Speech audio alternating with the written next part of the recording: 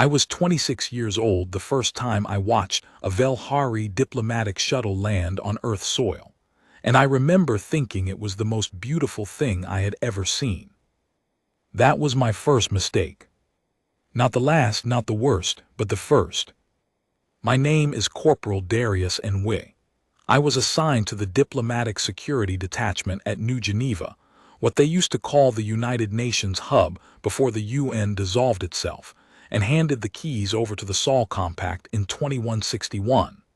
By the time I got posted there, New Geneva had been rebuilt twice. The original city was bombed flat by the hegemony in the First Contact War. Then the Velhari leveled the second city during what they called a demonstration of sincerity, which, if you're keeping score, is the most insane phrase I have ever heard used to describe an orbital strike on a civilian population center. They leveled a city to show us they were serious about wanting peace. We still negotiated with them after that. I know how that sounds, I know. But you have to understand the context. The year was 2179. Humanity had been fighting for 18 years across 4 star systems. We were winning some of it, losing enough of the rest that our strategists were running casualty projections with numbers that made grown men go quiet in meeting rooms. The hegemony, that's the Velhari-led coalition of 7 species, had firepower that dwarfed ours in terms of sheer output. What they didn't have was our willingness to bleed. What they didn't have was human tenacity, human creativity, human absolute refusal to accept that something is impossible until you've personally tried every possible angle and also some impossible ones. But even tenacity runs dry eventually. Even stubbornness has a math problem. So when the Velhari sent their first peace delegation, humanity did what humanity does. We said yes. We cleaned up our best conference room, we put on our best uniforms, and we sat down at the table. I was part of the security detail for that first meeting.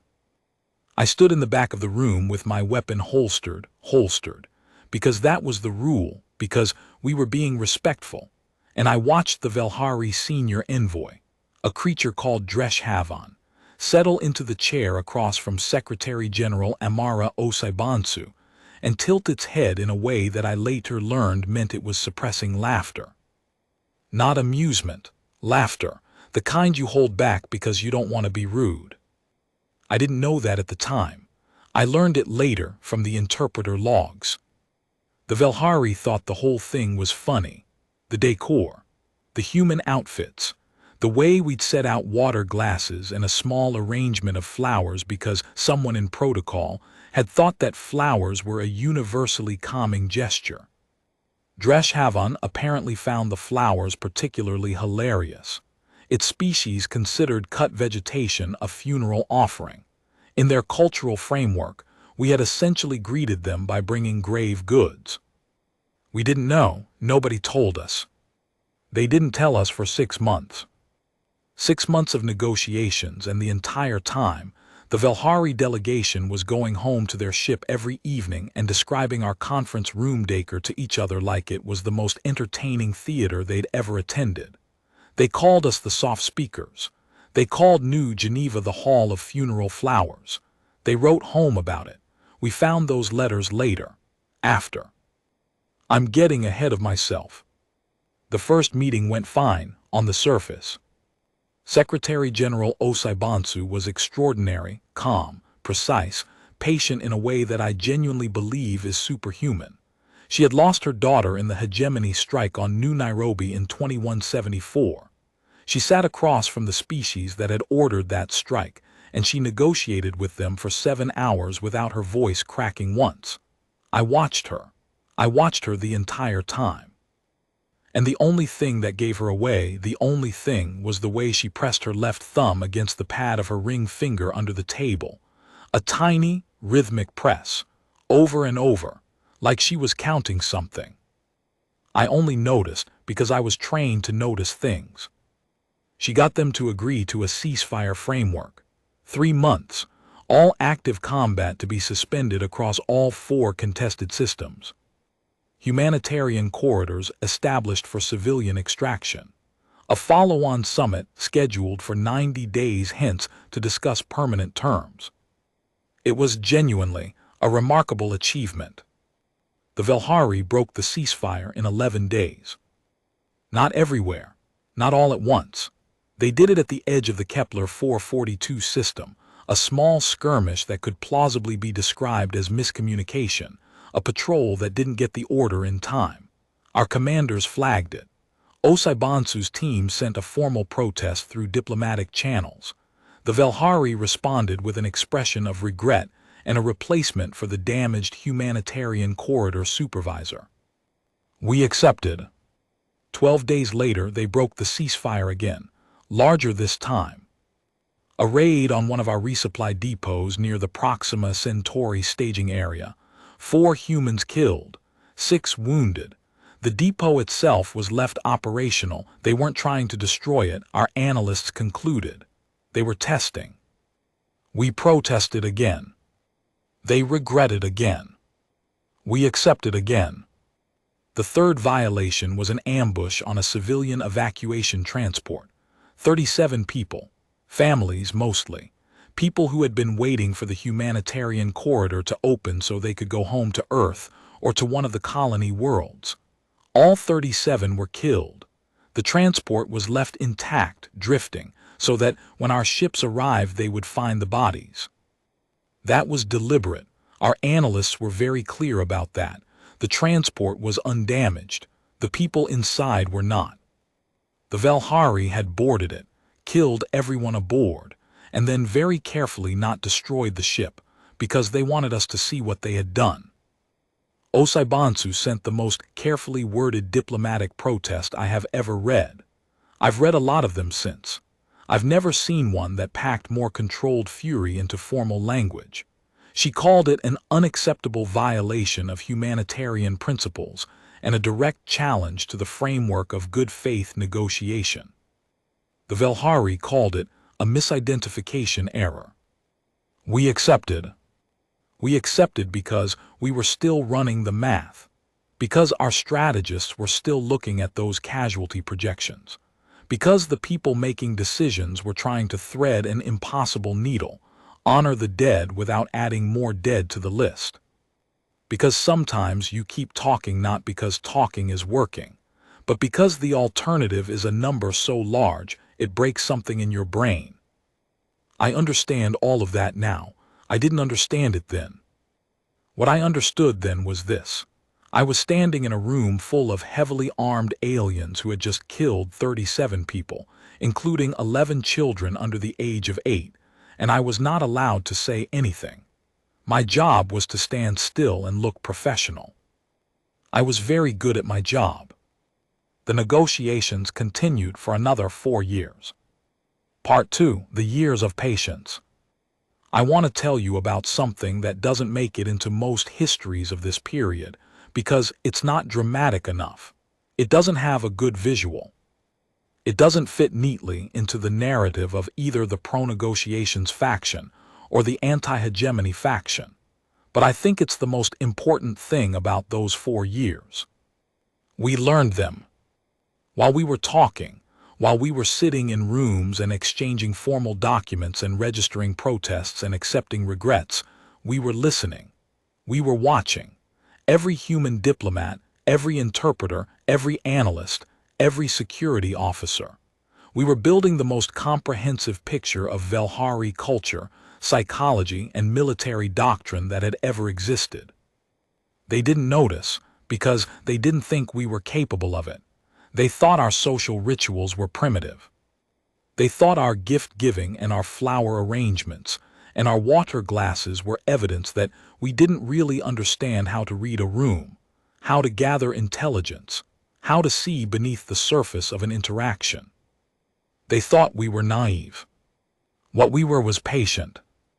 I had a counterpart on the Velhari security detail, a functionary called Grenvastia.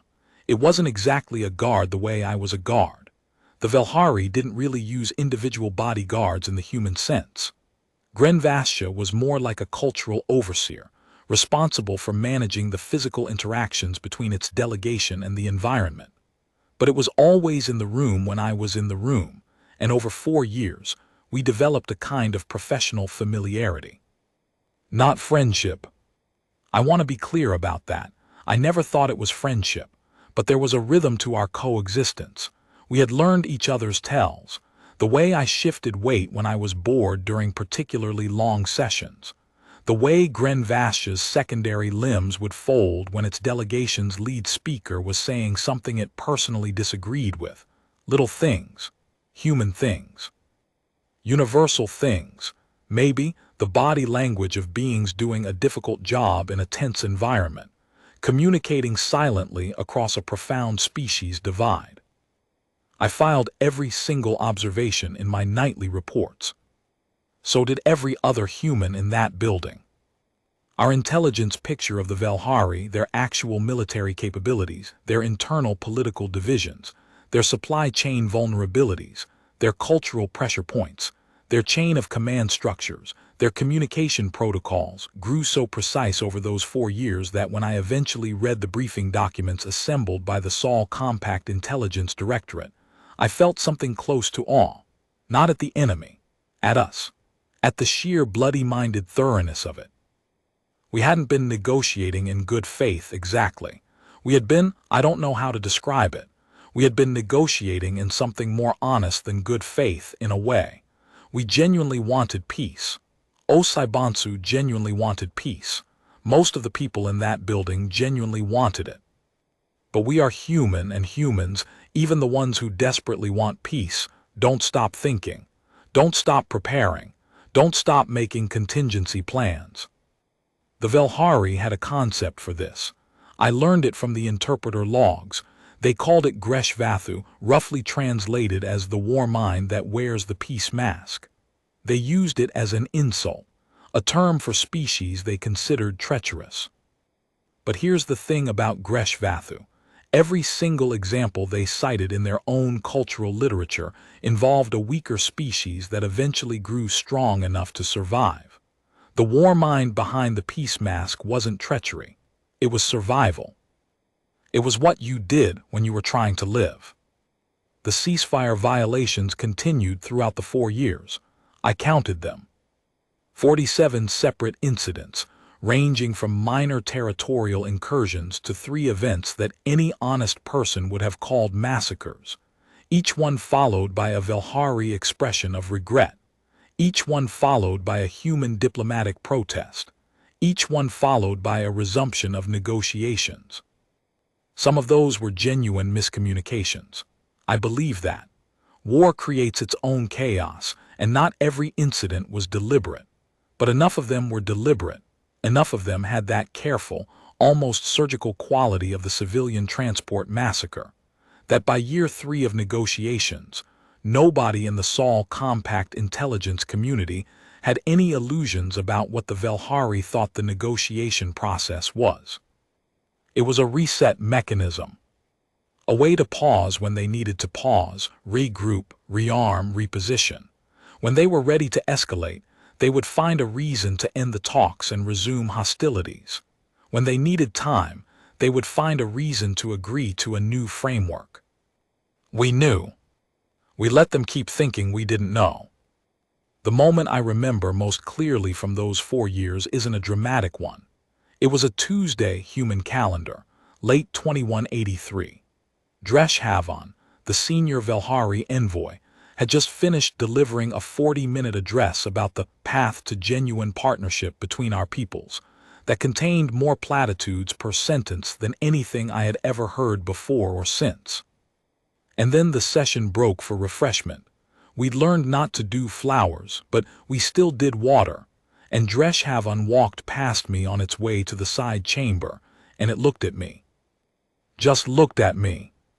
It had this expression. Velhari faces are hard to read. Their features don't map neatly onto human emotional displays. But I had been watching Velhari faces for 4 years by then, and I recognized what I was seeing. Contempt. Not the theatrical contempt of an enemy. The quiet, comfortable contempt of something that has decided the other party simply doesn't matter, like looking at furniture. I held its gaze for a second longer than was necessary. Just a second. And I kept my face completely blank, professional, neutral, the face I had been trained to maintain. Dreshavan looked away first. That was another thing they didn't understand about us. We can do that. We can hold absolutely still. We can wait. We can look at something that frightens us or disgusts us or makes our blood run cold, and we can keep our face so still it might as well be carved from stone. The Velhari tended to display their states openly. Their emotional life was written on their bodies in ways they couldn't fully suppress. It was considered honest in their culture, a kind of integrity. They mistook our stillness for emptiness. They had no idea what was living behind our eyes. Part 3, the breaking point. The final provocation didn't come in a conference room. It didn't come from Dreshavan or any of the senior envoys. It came from a Velhari military commander named Vrethkaval, operating in the Tau Ceti system, 3 months before what was supposed to be the final summit. The summit where the Sol Compact and the hegemony were supposed to sign a permanent peace accord. Vrethkaval ordered the destruction of the colony on Tau Ceti IV. Not a military installation, not a strategic target, a colony, 43,000 people, farmers mostly and the technicians who kept the agricultural systems running and the families of all of them. The colony had been there for 60 years. It had a name, Harvestfall, that tells you everything you need to know about what kind of place it was. People went there to grow things, to live quietly, to be far from the wars that were happening in other parts of human space. 43,000 people. Vrethkaval's stated justification, delivered through official hegemony channels within 6 hours of the attack, was that Harvestfall had been identified as a covert military staging facility. It had not. The Sol Compact opened the colony's entire infrastructure database to independent inspectors within 24 hours. There was no military presence. There had never been any military presence. The most dangerous thing on Harvestfall was a piece of mining equipment that could theoretically be used as a weapon if you were being very creative. And that was true of basically every piece of heavy industrial equipment in existence. The hegemony did not retract the justification. They did not express regret this time. They promoted Vrethkaval. I was in New Geneva when the news came through. I was on duty mid-shift, nothing happening, the building quiet in the way it gets in the small hours, and then the screen started updating, and I watched the casualty numbers come in. And I watched the faces of the people around me, career diplomats, intelligence analysts, the kind of people who are professionally trained to manage their emotional responses. And I watched those faces go through something I had never seen in 4 years of working in that building. The last thing goes out. That's the only way I can describe it. Something leaves the eyes. Some last reserve of I don't know, hope maybe, or the belief that there are limits. The belief that even an enemy has lines it won't cross. That belief leaves, and what's left behind is something much colder and much cleaner. I saw it happen in real time, across 20 faces, in the space of about 90 seconds. And then everyone went very quiet and very still and very professional and started doing their jobs. I think that was the moment the war actually ended. Not when the shooting stopped, that was later. But the war as a question, the war as a thing with an unknown outcome. I think that ended the night the numbers from Harvestfall came through and something left the eyes of the people in New Geneva. After that, it was only a matter of time. Secretary General Osaibansu addressed the hegemony delegation the following morning. I was there. I stood in my usual position at the back of the room, and I watched her walk to the podium that had been set up. No table this time. She had specifically requested no negotiating table, and when I understood why, I felt something complicated move through me. No table, because this wasn't a negotiation. She stood at the podium and she looked at HFY and the assembled delegation, and she was so calm it was like watching a natural phenomenon. The calmness of a fault line 1 second before the earthquake. She said in the precise, measured tone she had used for 7 years. We have tried every mechanism available to us. We have honored ceasefires you broke. We have accepted regrets for crimes you did not stop. We have extended diplomatic courtesy to a delegation that returned to its ship every evening to laugh at our flower arrangements. We know about that, by the way. We've known for 4 years. HFY went absolutely still. The secondary limbs stopped moving. Every member of the delegation went still, in the way prey animals go still when they suddenly understand that the thing they thought was furniture is actually something that has been watching them. Osaibansu let the silence sit for exactly 3 seconds. I counted. Then she said, 43,000 people. Yesterday, on Harvest Fall, people who grew food, people who had children, people who chose the quietest corner of human space because they wanted nothing to do with war. She paused. Your commander was promoted. Another pause. So here is Earth's final message to the hegemony, to HFY, to Vreth Kaval, to everyone who has watched us extend our hands for 7 years and decided that patience means weakness, and kindness means naivety, and the fact that we keep talking means we have no other options. She folded her hands on the podium, pressed her left thumb against her ring finger, once, twice, and then she stopped. We tried peace.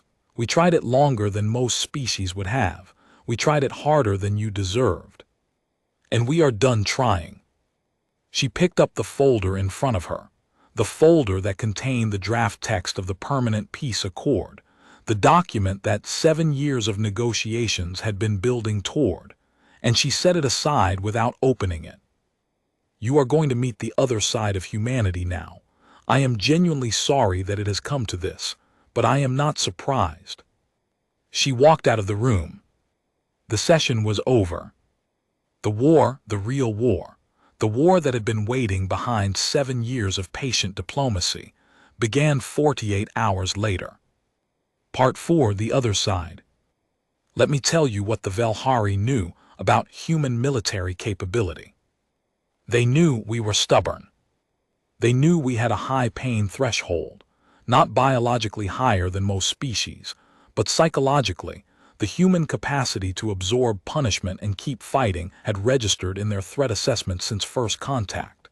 They knew we were adaptive, that we changed tactics faster than most species they had encountered. They knew we were creative in ways that sometimes violated what they considered the basic logic of warfare. What they did not know, because we had never shown them, was what we had been building for 7 years while we were sitting at negotiating tables. I wasn't part of the combat operations. My clearance level in 2187 didn't reach the deepest levels of what Saul Defense Command had assembled. I learned most of it later, through the historical record, through declassified documents, through conversations with people who were there.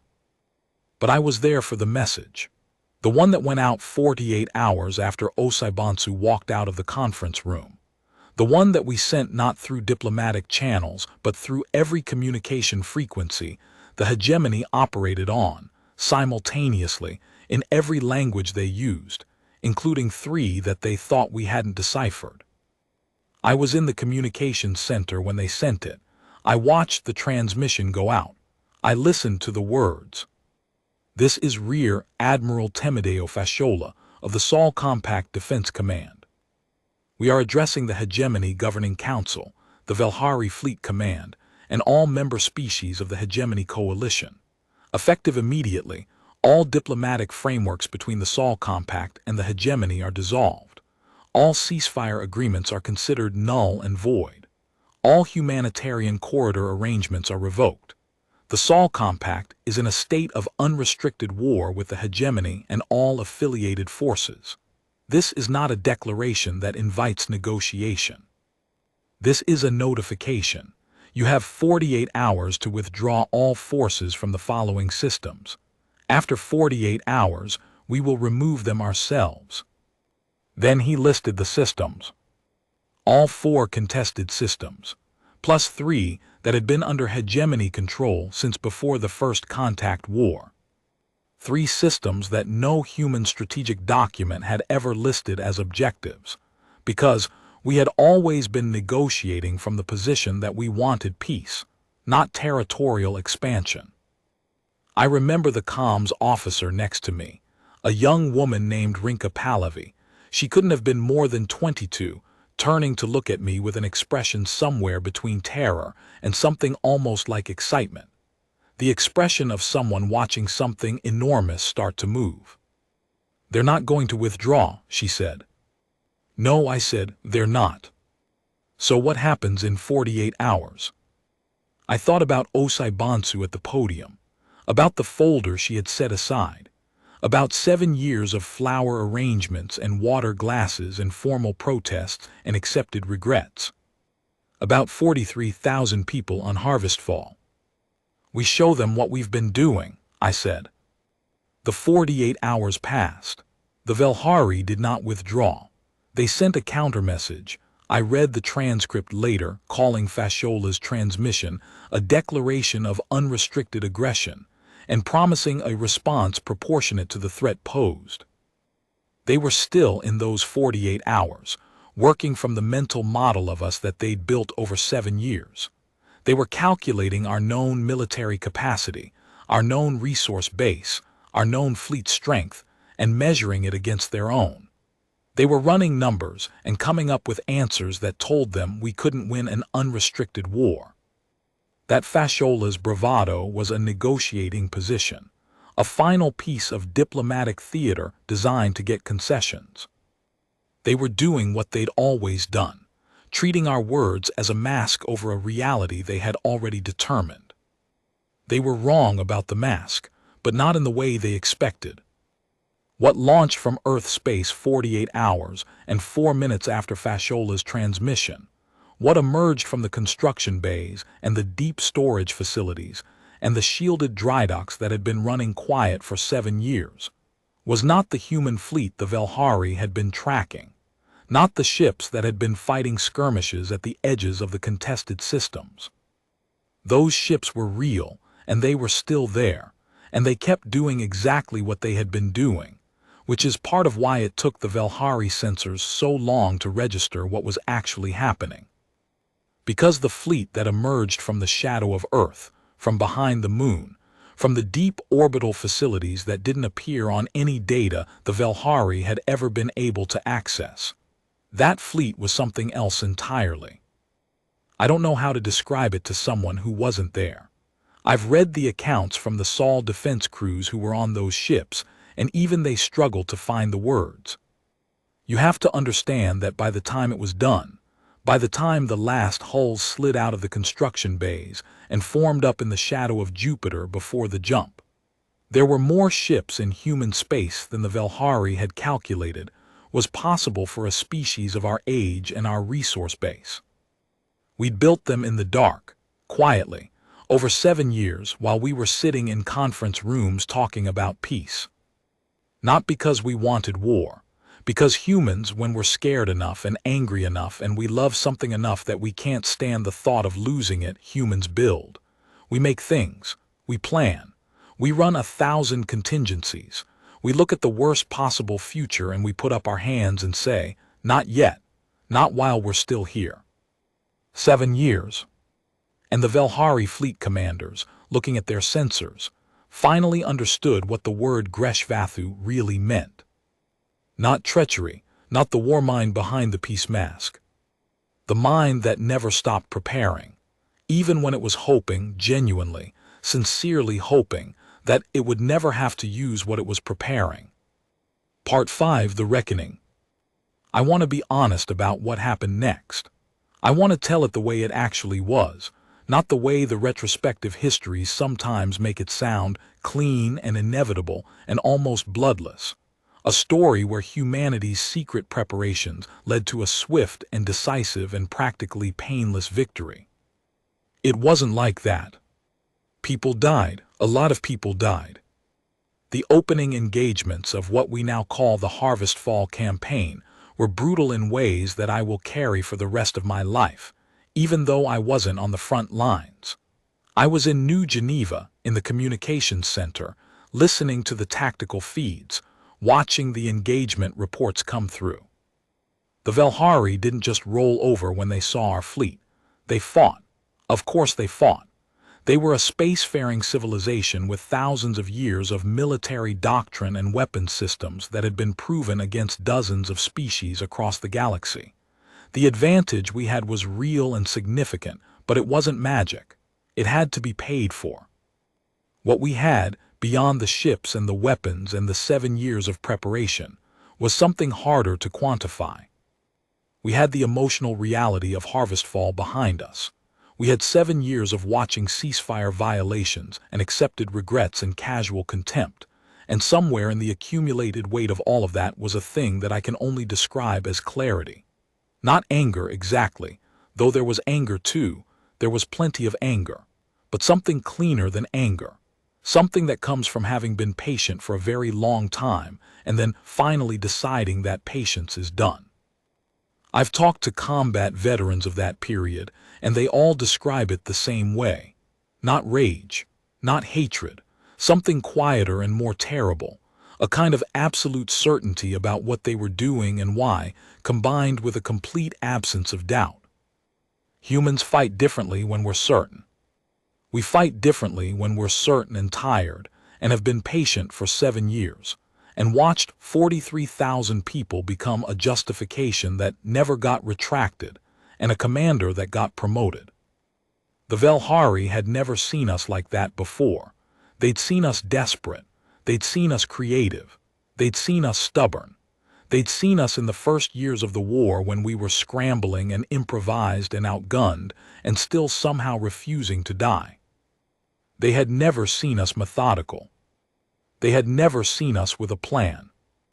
The first major engagement was at Kepler. That was the system where the very first ceasefire violation had happened, 11 days in, the one that could plausibly be described as a miscommunication. There was something poetic about starting there. I don't know if it was deliberate. I suspect it was, because the people planning the campaign had a sense of history, but it felt right. The Velhari fleet in that system was substantial. They had been using Kepler as a forward staging area for years.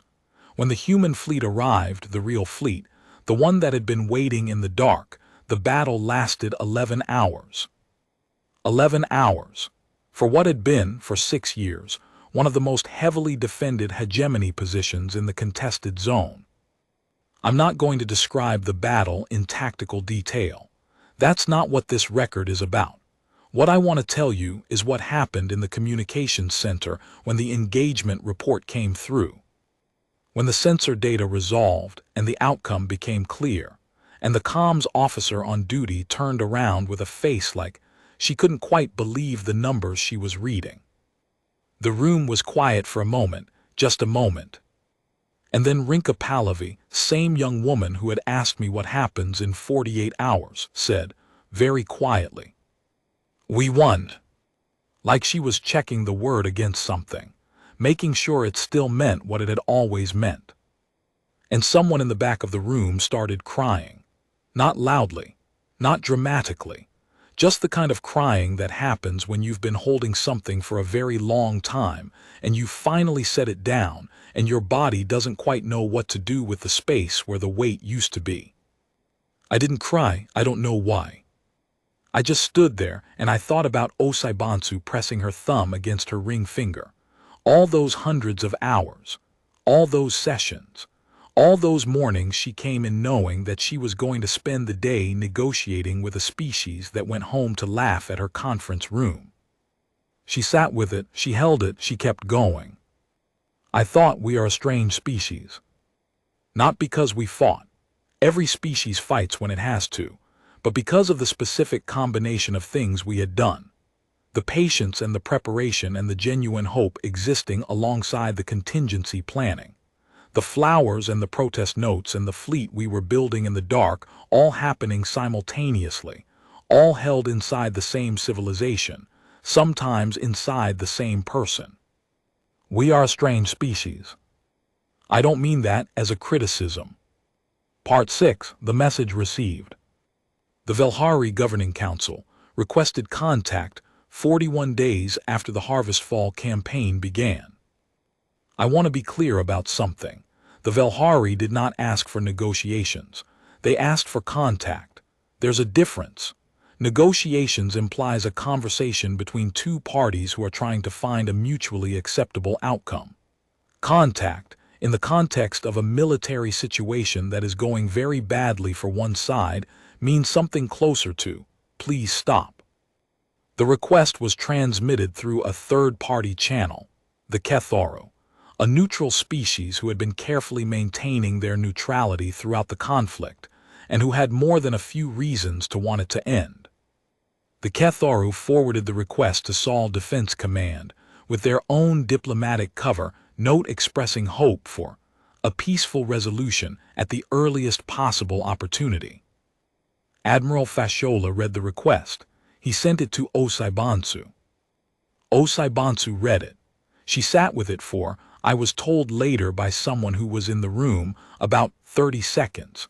30 seconds of just holding the request in her hands and looking at it. Then she said, tell them we'll talk, once they've withdrawn from all systems included in Rear Admiral Fashola's original notification. Complete withdrawal, verified by independent observers. Then we'll talk. The terms were relayed. The Velhari Council deliberated for 6 days. I know what that deliberation was like because we had, by then, sources inside the hegemony communication infrastructure. We'd been building those for years too, quietly, systematically, while everyone was busy thinking about whether the flowers in the conference room were funeral offerings. 7 years of patient intelligence work. And by the time the Velhari Council sat down to discuss what to do about the human fleet that was methodically removing their military presence from system after system, we were listening to them. Not everything, not every word, but enough. What they said, what the council members said to each other in the privacy of their own deliberative chamber, was not what I expected. I expected defiance. I expected pride. I expected the cultural arrogance that had been so visible in Dreshavan's contemptuous sidelong looks, and the letters home about the funeral flowers. What I heard in the partial transcripts that came through was something more like bewilderment. They kept coming back to the same question: how did we not know? Not how had we built the fleet, not how had we hidden it. The deeper question, the question of how they had sat across from us for 7 years and come away with a picture of humanity so incomplete that it had led them here. To this, to the moment when the thing they thought they understood revealed itself to be something else entirely. How did we not know? I've thought about that question a lot. I've thought about what the answer is, and whether there is one single answer or whether it's more complicated. Here's what I think. I think the Velhari made one fundamental error, and they made it the moment they landed on Earth for the first time. The moment they saw the flowers in the conference room and laughed. The moment they decided we were the soft speakers. They thought our softness was the thing. They thought our capacity for patience and kindness and extended hands and accepted regrets and flowers in conference rooms was evidence of something weak at our center. Evidence that we were, ultimately, manageable, containable, a species that could be prodded and tested and violated and would always, eventually, come back to the table and offer their hands again. What they missed, what the entire hegemony missed for 7 years, was that the softness and the strength were not opposites. They were the same thing wearing different faces depending on what the moment required. The patience was real, the hope was real. Osaibansu genuinely, sincerely, with her whole heart wanted peace. That was not performance. That was not the peace mask over the war mind. But we are human, and being human means you hold contradictions. It means you can want peace with everything you have and simultaneously be building, in the dark, the thing you'll need if peace doesn't come. It means you can hope and prepare at the same time, and neither one makes the other false. The Velhari had never encountered a species that did that. Or maybe they had, and those species were gone, and the lesson hadn't landed properly. They didn't know that the softness was armor, that the patience was a strategy, not a limitation, that every extended hand also had a fist inside it, not because we were lying about wanting peace, but because we had learned over 10,000 years of very human history that you don't survive on hope alone. Part 7, Diarius HFY. I saw Dreshavan one more time. This was 6 months after the contact request. The Velhari had withdrawn, not completely willingly, but they had withdrawn, under the verified independent observer process that Osai Bonsu had specified. The campaign had wound down. We weren't in active conflict anymore, but we weren't in peace talks either. We were in the strange, suspended state that comes after a war when both sides are trying to figure out what comes next. A small Velhari delegation came to New Geneva for what was officially described as a preliminary status consultation, not peace negotiations. Nobody was ready to use that phrase yet, just a consultation about the parameters for potential future discussions. Dreshavan led the delegation. I was assigned to the security detail again, because apparently when you've been doing a job for 7 years, you keep getting assigned to it even when everything around the job has changed completely. I stood in my position at the back of the room, weapon holstered, face neutral, and I watched them come in. Dreshavan moved differently than I remembered. It wasn't something obvious, the same physical frame, the same gait, the same deliberate movements, but something in the quality of its attention had changed. In the old days, when it swept the room with those dark, compound eyes, there was a quality of assessment from above to it, like a creature surveying territory it already owned.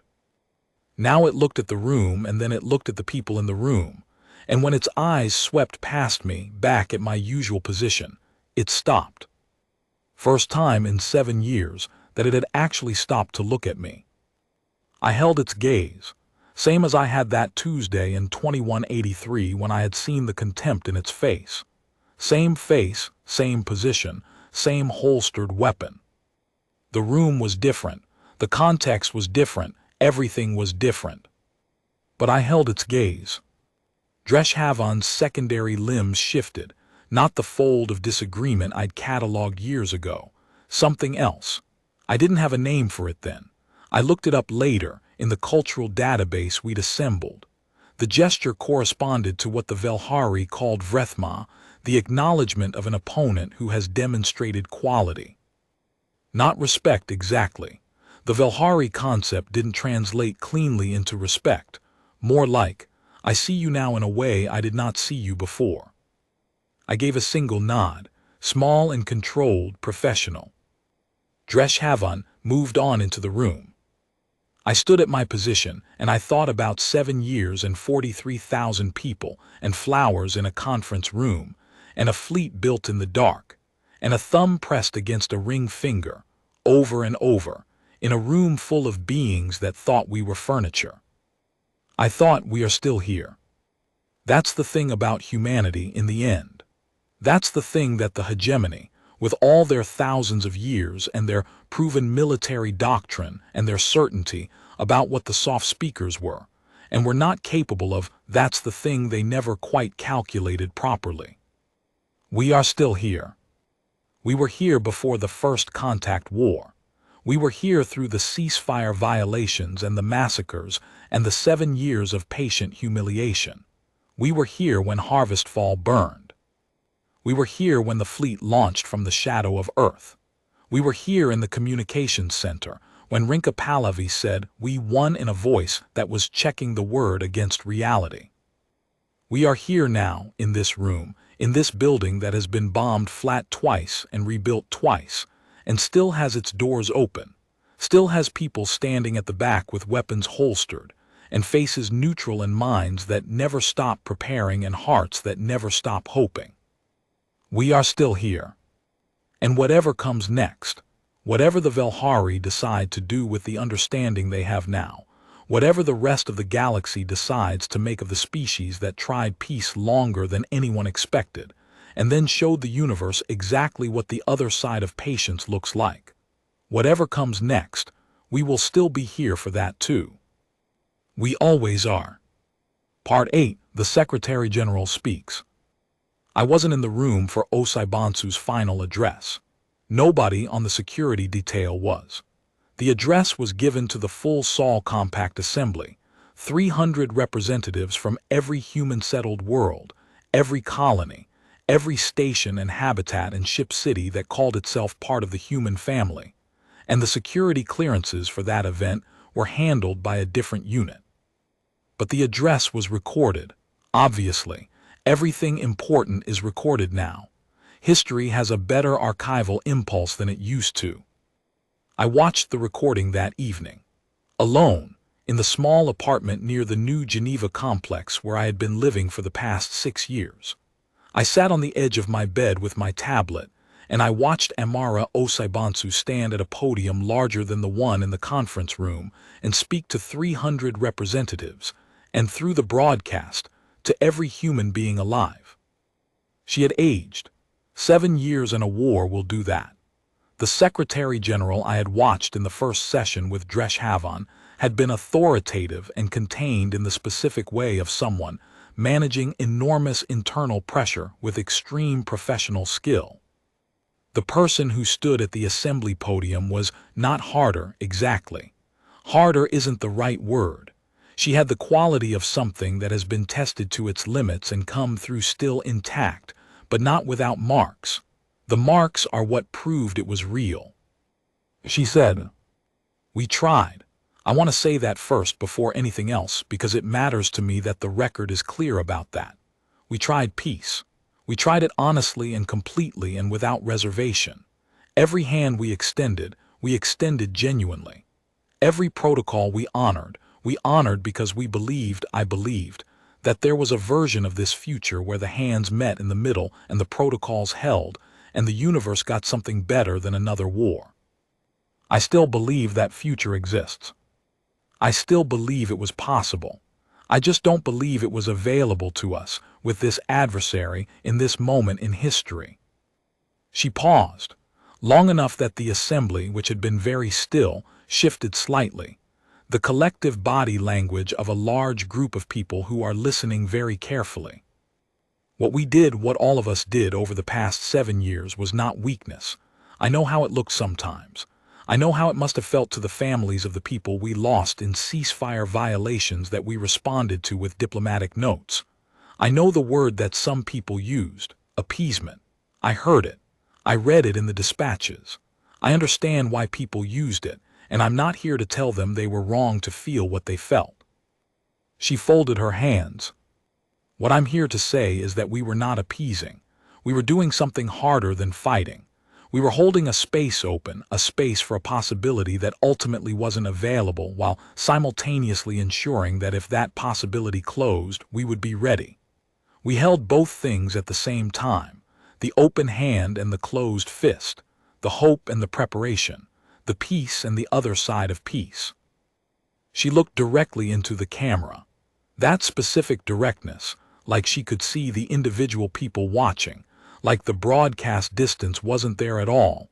That was the thing about Osaibansu that I have never seen replicated in anyone else.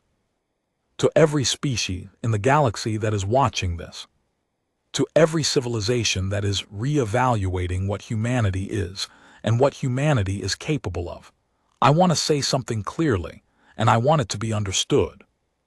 Pause. We would still rather have peace. That is not a negotiating position. That is not performance. That is the truth about us, and it will still be the truth after this war, and after the next one if there is one, and for as long as we exist as a species. We would rather build than destroy. We would rather talk than fight. We would rather give you flowers in a conference room, even if you think they look like funeral offerings, than give you what we gave the hegemony when they decided our patience meant we had nothing behind it. One more pause. But we want you to understand, and this is the message, the real message, the one I am asking you to carry back to your councils and your governing bodies and your military commands. We want you to understand that the peace we prefer is a choice, not a limitation, not a weakness, not evidence that we have nothing else. The peace is what we choose when we can choose it because we know what the alternative costs and we take that cost seriously. Her voice didn't change. Same measured tone, but something in the room she was standing in shifted anyway. The 300 representatives, the cameras, the air itself maybe. And when the choice is taken from us, when we are left with no version of the future that doesn't involve the other side of what we are, we want you to know that we are very, very good at that too. She stepped back from the podium. The assembly was silent for 3 full seconds. I counted. Then it was not silent,